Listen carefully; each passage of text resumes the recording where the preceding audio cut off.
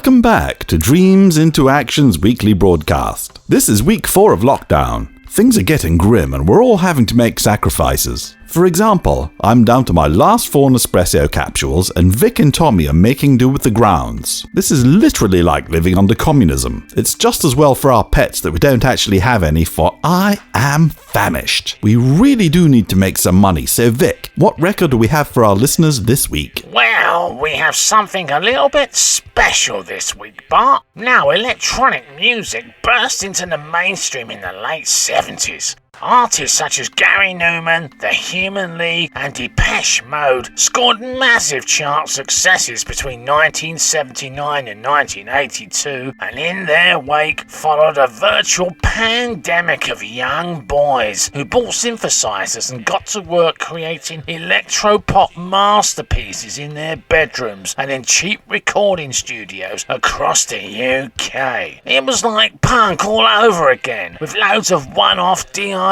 singles being released, many of which immediately disappeared into the mist of obscurity. Now, one of the rarest and most notable of these singles was self-released by an act called Juno 18 in 1983, and it was once played on the John Peel Show. You utter John Peel's name with the kind of reverence I would reserve for immortals like David Cameron, George Osborne, and the sainted Margaret Thatcher. Jesus, Bart, this is Berry Gordy all over again. We've had the John Peel conversation 100 times at least. Yes, a late-night DJ who played music for losers and self-absorbed bedsit masturbators. Fey little white boys obsessed with the fall and this awful Juno 18, no doubt. You told me that John Peel's shows were only broadcast in the evening. Ha! Couldn't cut it as a day boy, eh? Just like Mike Reed. Well, it's not called the graveyard shift for nothing. It's the place where DJs and their music go to die, while the rest of us just go to sleep. But your ignorance of one of the greatest cultural icons of the 20th century is astounding. Anyway, getting back to Juno 18, despite Peel's support, this record was only worth a tenner 3 years ago. It was then reissued on Volume 8 of the Electronic Bedroom compilation series by a label in San Francisco called Felicity Dreams, which features lost electronic nuggets from the UK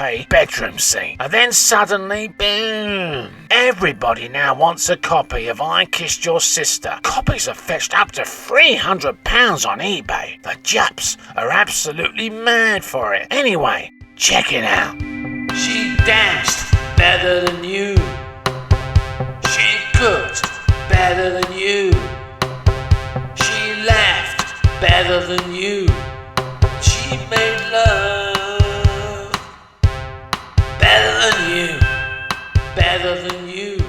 I don't know quite how to put this, Vic, but the record sounds slightly warped. You're telling me, Bart, but that's not the physical record. That's the artist. The lyrics are deeply sinister, suggesting the writer might be deeply lacking in sexual experience. No way, Vic, this guy's a stone cold player. I mean, he's giving his wife's sister a kiss, yeah? And slipping her a portion too, by the sounds of it. He sounds like a bit of a sex machine to me, and I bet he done a mother as well. Tommy, must you mention sex in every broadcast we make? It frankly lowers the tone of the otherwise sparkling and elevated rare record chit-chat that helps attract the global audience we so desperately need. You do realize that people as far afield as Argentina and California have listened to our previous episodes, and we really need to convey a certain panache and elan in order to grow and maintain a global following. That's right, Tommy. You should count yourself lucky that you're still working and not on furlough. You need to lift your game, young man. Excuse me, Vic. Since when did you assume responsibility for the management of our human resources? As CEO of Dreams into Action, that's my domain. And if there's any furloughing to be done, it shall be done by me. And on that matter, I've been waiting for a good moment to speak with both of you, actually.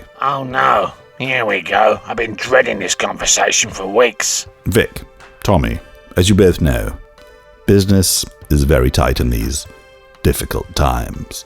Don't Don't be hasty here, Bart. You know my knowledge of rare and collectible records keeps this place in business.